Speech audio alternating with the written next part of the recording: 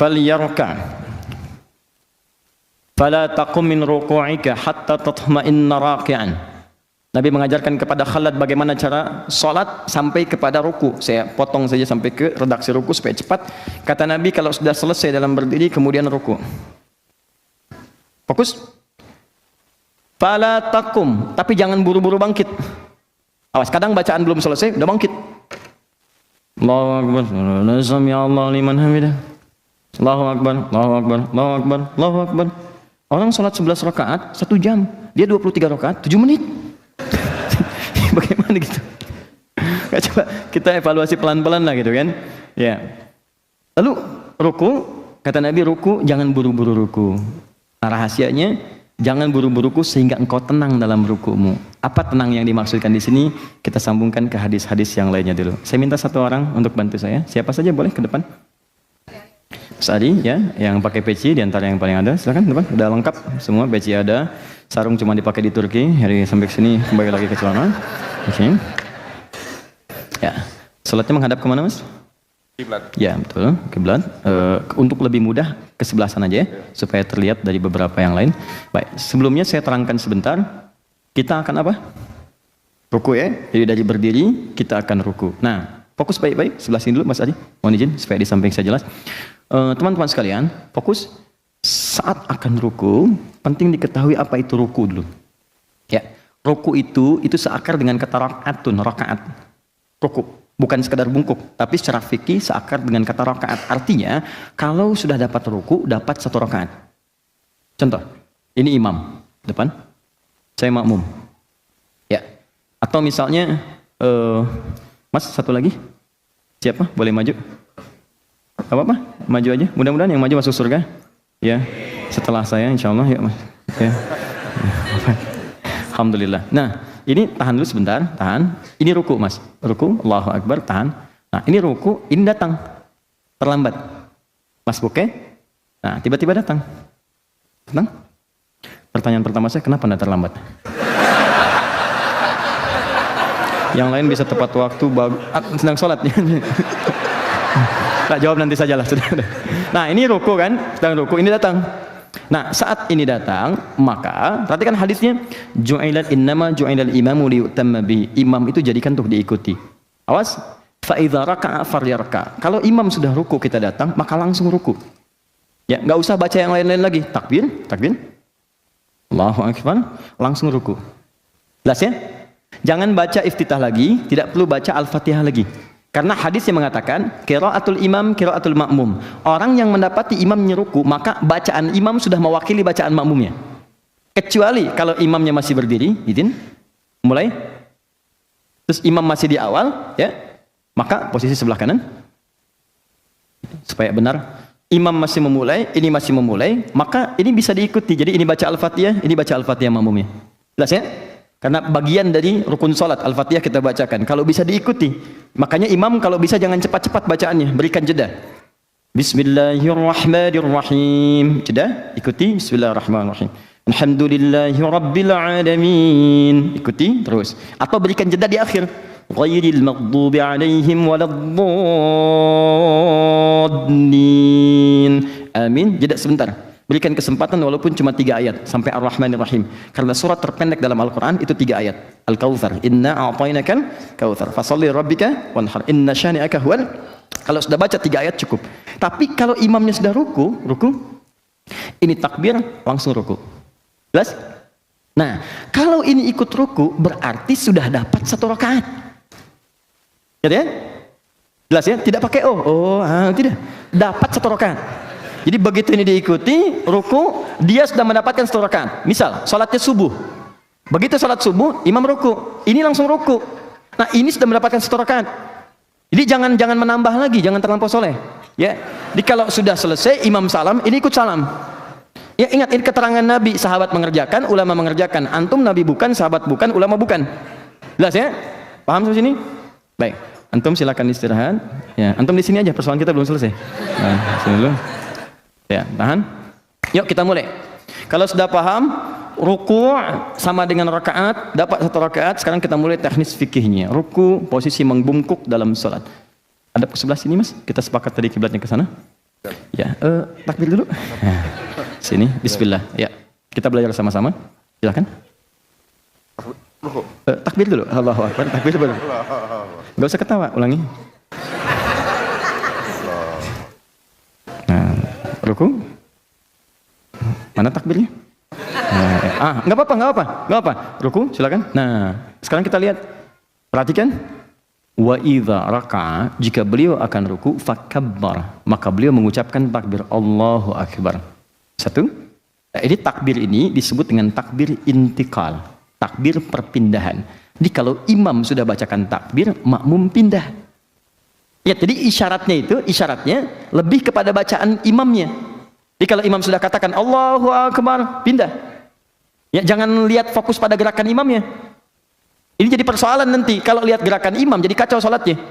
Kalau patokan gerakan, saf pertama ngelihat, saf kedua kan tidak. Yang paling bahaya kalau ini misalnya sudah sepuh. Taruhlah imam misalnya 85 tahun, misal. Ya, seperti inilah gitu kan. Nah, makmum di belakang masih muda. Perhatikan, begitu mau ruku kan nggak langsung ruku. Takbir. 85 tahun. Turun. Nah, kan pelan-pelan kan? Nggak mungkin begini. Allah, kan? Begitu imamnya belum selesai rukunya, makmumnya sudah ruku. Ini yang jadi bahaya. Karena itu patokannya itu bacaan. Ya, ketika mendengar kalimat Allahu Akbar, bar dia turun, di belakang ikut. Nah, caranya dua. Pertama, bisa mengangkat, Al-Bukhari nomor hadis 757, bisa mengangkat tangan akan ruku, bisa mengangkat tangan seperti halnya takbir hadzwaman kibaihi. Diangkat, Anda akan ruku, Anda angkat begini. Ya, jadi begini posisi akan ruku. Allahu Akbar, angkat. Mengangkat ini boleh sejajar dengan bahu di sini. Boleh sejajar dengan daun telinga di sini, an-nasai. Ya, di sini. Boleh di sini, boleh di sini. Mana yang paling nyaman? Jelas ya? Disilahkan Anda bisa mengangkat tangan, Allahu Akbar, atau tangan tidak diangkat pun tidak ada masalah. Yang penting takbirnya keluar kalimatnya. Jelas ya? Tapi yang paling umum, riwayat-riwayat yang paling banyak itu dengan mengangkat tangan. Ya, sehingga para ulama lebih kemudian memprioritaskan mengangkat tangan dibandingkan yang mursal, irsal begini. Jelas ya? Baik. Allahu Akbar, ruku. Anda ke sini, Mas. Nah. Pelan-pelan kita mulai dari punggung sampai dengan kepala. 789 masih di Al-Bukhari sama dengan hadis Muslim nomor hadis 411 ditambahkan dengan keterangan sahabat Ali bin Abi Thalib. Perhatikan baik-baik. Saat Nabi ruku itu, perhatikan kalimatnya supaya lebih mudah saya gunakan bahasa Indonesia, maka punggungnya sejajar lurus sampai dengan bagian kepalanya lurus. Mohon maaf saya ini kan. Saya mulai dari punggung dulu ya. Ini. Kata sahabat Ali bin Abi Thalib, sampai-sampai saking lurusnya, kalau ditaruh satu bejana yang dituangkan air di atasnya, itu tidak tumpah. Tuh, ini sempurna Mas, pertahankan ya. Sempurna. Bagus. Ya, tahan sebentar ya, saya jelaskan dulu sampai kita selesai baru tumbangkan lagi. Nah ini, ya. Kalau ditaruh misalnya gelas, dituangkan, itu lurus. Nah ini bagus nih, segini Mas ya. Begini, tahan sebentar. Nah, ini satu. Jadi punggung dari bagian belakang sampai ke ujung ini lurus. Hati-hati, nanti saya terangkan dari sisi kesehatannya. Dan bisa diluruskan kalau Anda dokter ingin meralat, saya perkenankan. Jangan kalah sama sapi. Sapi, kuda, rukunya lurus. Silakan cek. Ya. Lihat sini, satu, sudah.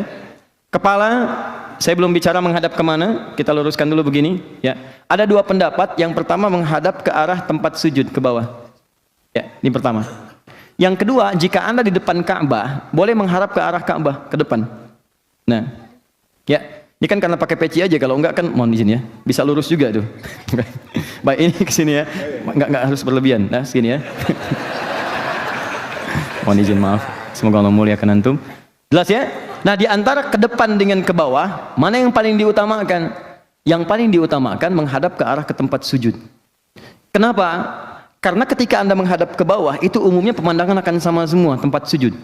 Kan ini fokusnya penghambaan. Ketika seorang menghamba ke bawah kan? Yang kedua, ketika seorang menghadap ke depan, persoalannya, kadang-kadang yang dilihat itu bisa beda-beda, banyak pemandangan. Ka'bah ada tulisan, ada warna, ada orang. Nah, bisa terjadi seperti ini. Nih. Tuh, nengok kanan, nengok kiri gitu kan? Nah, ini jadi persoalan. Jelas ya? Ya kita fokuskan, kita fokuskan. Lihat sini. Sudah, ini sudah selesai. Jadi kalau saya katakan punggungnya rata atau membungkuk? Rata, lurus ya. Sampai dengan kepala menghadap ke arah apa? Tempat sujud ya. Baik. Sekarang teruskan. Tangan. Telapak tangan diletakkan tepat di lutut. Mana lutut? Kepala, pundak, lutut, Kaki. ya. Fokus. Lihat sini. Bukan naik ke atas di paha atau turun ke betis.